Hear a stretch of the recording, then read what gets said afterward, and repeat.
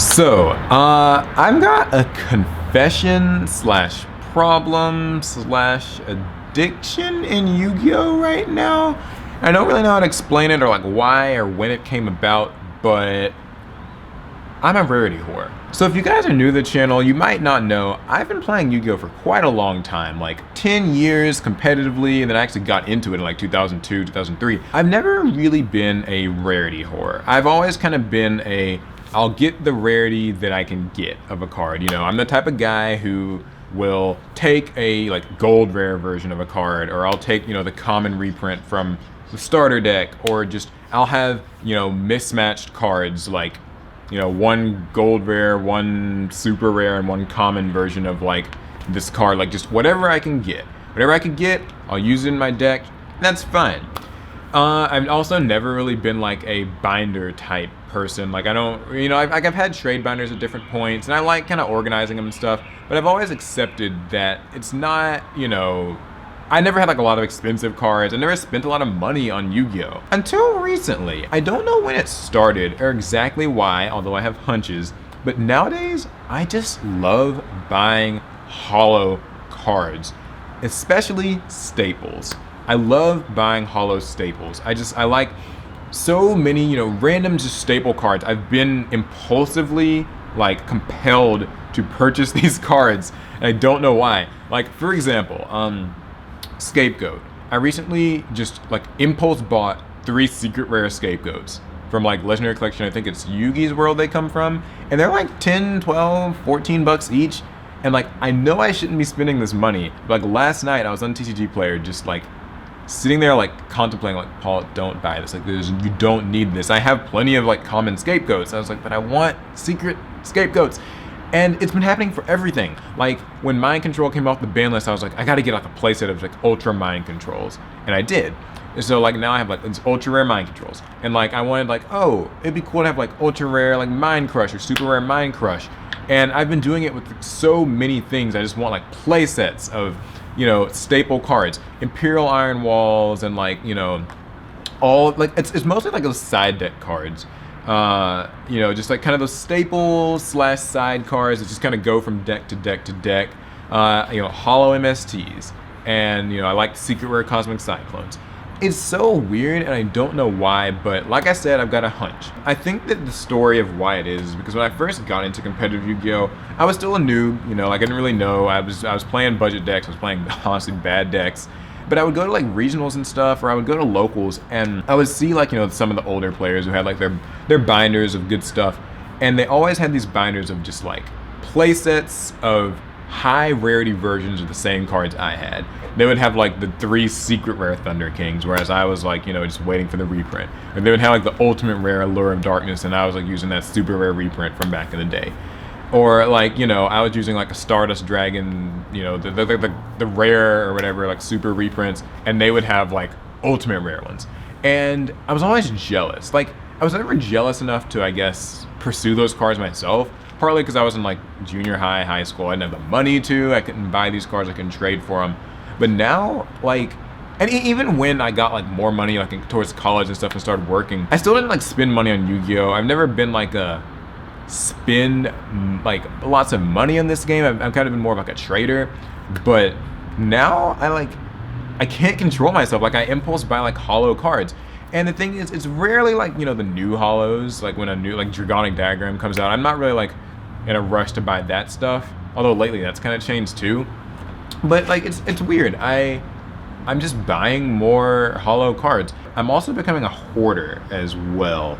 So I find myself like I put them in a trade binder, and I want to like, I need to do like a trade binder video so I can show you guys like what my trade binder looks like now, because it's just full of like holo staples. It looks great, and like I like to organize the trade binder and like, you know, have this beautiful stuff on display like the players I, you know, so looked up to as a kid. Not looked up to, but maybe was jealous of. But like I don't like trading the cards, and that I guess is really weird because it's like, well, you know, why are they in a trade binder? And I know that's something that I kind of bitch about in videos, people who like, you know, have stuff in their trade binder, it's not for trade. But I'm kind of turning into that guy where like I'll have these like beautiful high rarity playsets of all this stuff. I love playsets, by the way. Like I'm all about my playsets. and I'll have them in my binder, and I'll have them like nice and neat and organized. And I want people to kind of see it and be jealous, but like not be able to trade with me. And it's different. Like it's not I'm valuing them at like some obnoxiously high unfair price and trying to like, you know, get people like gyp people or whatever. It's that I don't want to trade these cards. I don't want to really sell these cards. I just want more cards. I don't mind like, you know, lending them out to my friends and stuff, but it's weird. Like it's a trade binder, but really I just want it to have more stuff. I just want to get more cards.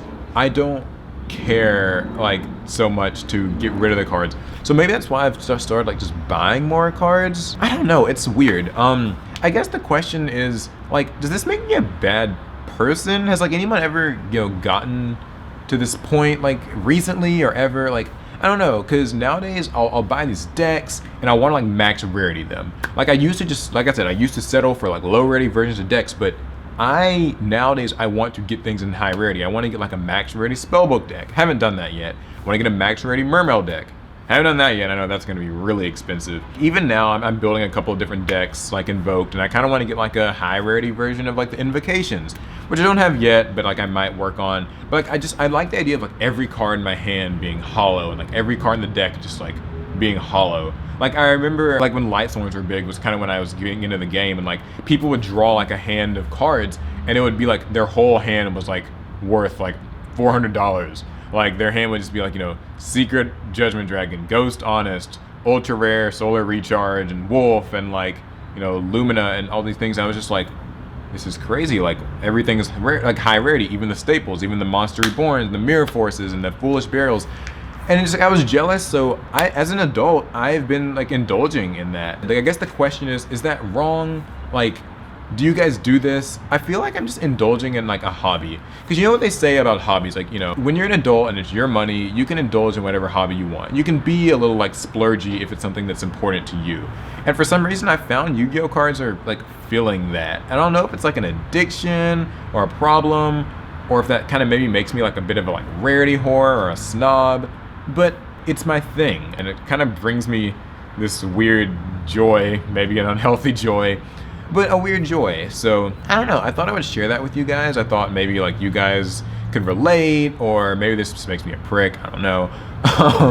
But what do you guys think? I mean, are there certain decks that maybe you'll like, you know, you will go against kind of the better part of your logic and just spend lots of money on, you know, or like what's your policy on like getting high rarity stuff?